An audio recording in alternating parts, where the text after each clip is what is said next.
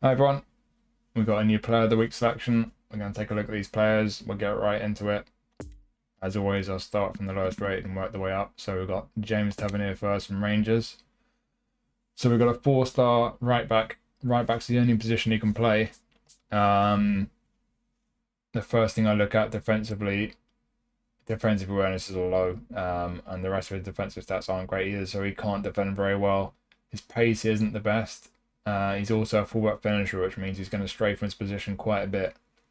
So if you play this guy when you're playing divs or in challenges and you're up against competitive squads, strong squads, I think you're going to get found out defensively. I don't think he's good enough. It's a shame he can't play right midfield because he's got a good skill set for right midfield, and you look at his best, his biggest strength really lofted pass 84, curl 83, kicking power 84. He's got pinpoint crossing. He's got great crosses on him, but sadly he doesn't have a lot else, and he is weak defensively and not the quickest. So ultimately, as a right back, he's unless you're a Rangers fan, he's really not going to be a lot of use to you.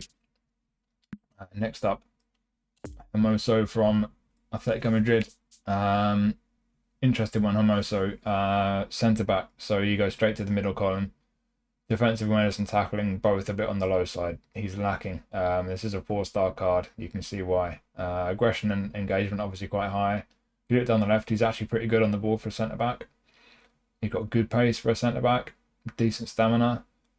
He's also lacking a bit physically though. So he's got 2 defensive stats lacking a bit, and then physical contact. He's not the strongest centre back. Jumping 82, heading 79. He does have heading and aerial superiority, but only 6 foot tall as well. He's not great in the air. He is a bit weak, and he's got a couple of weak defensive stats. So ultimately, I think unless you're new to the game, this is one of those cards where I just don't think he's going to get in many people's teams.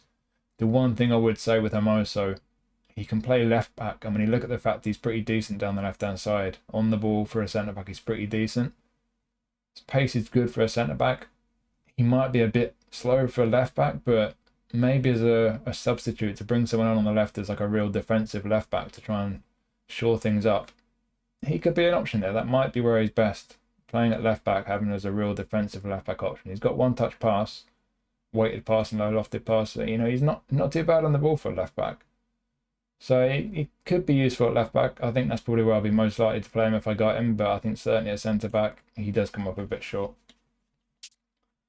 And the last of our 4 stars, Cherki. This guy used to be a lot of fun as a 2-star, 3-star on PES the last year or so before eFootball. So it's a fun one to have him in player of the week. He's in as a 4-star. The reason he's only a 4-star, not a 5-star, is quite simple because his passing isn't very good. It's a shame for a creative playmaker who's playing as an attack midfielder. It's a pretty important stat. So yeah, he does come up short there, but you look everywhere else, he's great on the ball. He's got good offensive awareness. His pace is reasonable. He's not the quickest, but he's not slow either. Really good balance. Physical contact for a little guy. Well, he's not that little, I suppose, but 75 for an attacking midfielder is not bad. Stamina's not the best, so you're either going to put a counter target on him to kind of preserve his stamina, or he's going to have to get subbed off, or maybe you're going to use him as a sub and bring him on. Looking down here, long range curler for those curling efforts, soul control, some dribbly stuff. Crucially, he's got one-touch pass and through passing. They will make up for his passing being a bit low to some extent, but most attacking midfielders have got those skills anyway. I think you are going to find his passing, is a bit on the low side. Don't ask too much of him when it comes to passing. It's easier said than done when he's an attacking midfielder, but I think ultimately that passing you are going to notice it. But beyond that, he's got a lot of strengths, and he could be a really fun card to have. So on to the 5 stars. We'll start with Romagnoli, so our second centre back. Normally, he is an extra frontman. His base card, I think, is an extra frontman. So now he's a build-up, you'll find he won't stray from his position so much. So that's interesting to me. Decent selection of skills there. Interception and blocker. He's got aerial superiority, acrobatic clearance. He's got some good defensive skills. Tackling does let him down a bit, only 81. That concerns me. Defensive awareness 86 is pretty good, and then 84 and 83 here, okay. On the whole, he's just not quite what I would want from a centre back. He's barely a 5-star. Down the right, pace is okay. Physically, he's pretty good, 83 for physical contact, and then jumping 88, heading 83. He's got heading and aerial superiority, so he's pretty good in the air. 80 for stamina is good. Ball control is good. He's got very good passing for a centre-back. I think on the whole, this is a guy who's got qualities. He's got some good stats there and some good skills. He's just a little bit lacking with the tackling there and these other defensive stats. He just not quite as good as a lot of centre-backs these days. So I think if you've been playing the game for a while, you've probably got better options. But certainly he's got some qualities and he could be a good card for a lot of people. Then we've got Gouiri. Interesting one, this one. We had him in the most recent match pass that expired recently. What they've done with this version of Gouiri is they've given him a left midfield and then made him a whole player. That's a play style that will be active at left midfield but not at centre forward. Normally a deep lying forward. They've given him long range shooting. His offensive awareness isn't so high. I think the one from match pass goes higher, but the passing's pretty decent on this one. But yeah, and he's got one touch pass as well. So in the build up play, he's gonna be pretty useful. But he's also got 83 finishing, 87 curl. You combine that with long range curl and long range shooting. He's gonna be pretty good at taking chances. You could play him as a striker. I would like the offensive awareness to be a bit higher for someone playing up front, but if you play with a left midfielder and you want him cutting inside and getting into attacking positions, especially with the whole player playing style, and like I say, his good shooting, decent pace, he could be a pretty tidy player. On the whole, I think he's a little bit lucky. It's a shame you can't play as a wide left forward with his skill set and what he's good at. I think a lot of people would like to use him in that role, but if having someone on the left midfield cutting inside and taking chances is someone, if that fits within your system, he could be a really good card for you. He's an interesting one. Next, Anguissa from Napoli. This one I predicted he'd be in, but I was hoping they'd make him either a box-to-box or maybe even a whole player, because he doesn't just kind of sit and protect the defence. He gets forward a lot. He's good going forward, Anguissa. Scored a nice goal as well, but as you can see here, this is really just a beefed up version of his regular card. They've kept him as a destroyer. I think that's a missed opportunity. I would have really enjoyed a more offensive-minded Anguissa. But it is what it is. He's a destroyer. Defensive awareness at 77. I would not want him to be the guy protecting my defence. I would have him in a double pivot, or I'd have someone behind him. An anchorman maybe is behind him. His other defensive stats are decent. I mean, none of them are weak, but I think with those defensive stats, like I say, I would not rely on him to be the sole protection for my defence out of all my midfielders. Pretty good pace for centre mid. Physical contact, he's a very strong guy. Good stamina. Decent passing. Pretty tidy on the ball. You look at his skill set, interception, sliding tackle, track back. He's strong defensively. And then going forward, one touch pass, dipping shot, bit of dribbly stuff. He doesn't have through passing, doesn't have long range shooting. He's not going to create a lot of chances. Really, I see this guy as a box-to-box type of midfielder. He's just going to kind of roam around the engine room, being strong in the tackle, winning the ball, keeping the ball. He's a solid player. Just depends on what type of midfielders you like. But yeah, he's a good one. Just like I said, I think it's a bit of a missed opportunity where they could have made him a bit more fun going forward. Then we've got Mbeumo from Brentford. Had a great game against Spurs. Normally a dummy runner. This time he's a prolific winger. It looks like he's going to be best off playing wide right.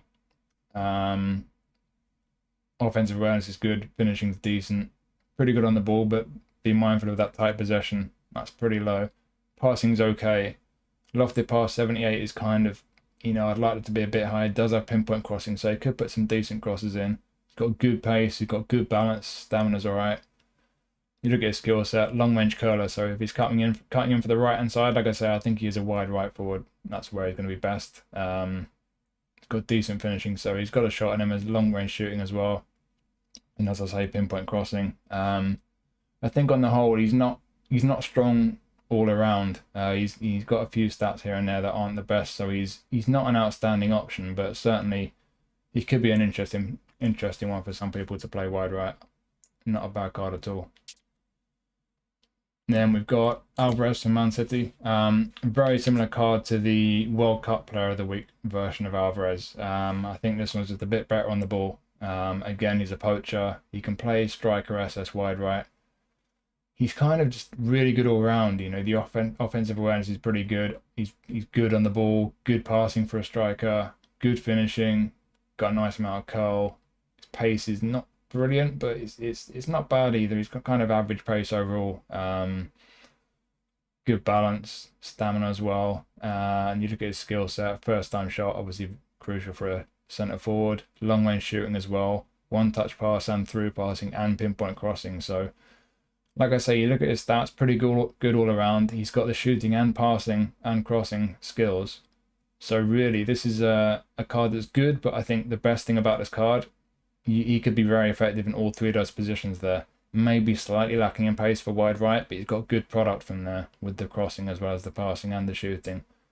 So an interesting one where, like I say, versatility, the fact he can play all three of those roles pretty well, could be a good option, especially off the bench. Then the guy I got with my free spin, Giroud. This one's really interesting because Giroud is normally a target man, but they've made him a fox in the box. I don't personally like target men because they just stand around. They don't make enough attacking runs for me. They frustrate me. But with this guy now being a fox in the box, that changes things because he's going to be, for me, a lot more effective. In terms of his skill set, his attributes, he's very much a target man. And the strengths he's got, you know, good offensive awareness, really good in the air, good finishing. But in the air, like I say, a 93 for heading, 90 physical contact, 88 jumping. He's 6'4", I think. Heading and air superiority. This guy is a menace in the air. Naturally, with a big, powerful target man type of player, he's not got much pace. The mobility, the balance is low. Dribbling's not brilliant, but he still has good control type possession. His passing is pretty decent for centre forward. But like I say, this guy is just a target man type of striker. You know, great in the air. He's got super sub as well. So you're chasing the game, you throw him on, start pumping balls into the box. He's going to be a menace for you. And that fox in the box play style, ultimately for me, just means he's going to be a bit more mobile. He's going to move around a bit more and get into more positions, and that's only a good thing for me. This is a really good card, I think, to pick up. And then Bobby Firmino from Liverpool, another good card. This guy, we've had a few deep line forwards, but this guy I think might be one of the best, if not the best, deep line forward that we've seen. He's got one touch pass and through passing. And he's got brilliant passing for a centre forward. If you're going to play him as a centre forward, finishing 79 might be a bit on the low side, to be fair. But when you look at his positions over here, SS I think is where you want him. As a deep line forward, playing SS behind one or two strikers. With that brilliant passing, one touch pass, through passing, great passing. He's really good on the ball, good offensive awareness. Pace is okay. It's not the best, not the worst. It's kind of just okay. Really good balance, really good stamina as well. And he's a super sub on top of that. So whether you start him or if you're going to throw him on to try and unlock the defense, that ability on the ball, the passing and his ball control and everything, I think this guy could be a really, really tidy player to have to play in that hole behind one or two strikers. Could really make things happen. So yeah, I think this is a really good card for Firmino. And then finally, David De Gea. We have a good goalkeeper in Player of the Week. Can't always say that, but you can definitely say that about this one. Straight down the middle to his goalie stats. 88 awareness, 91 reflexes, 90 reach. This guy is a shot stopper.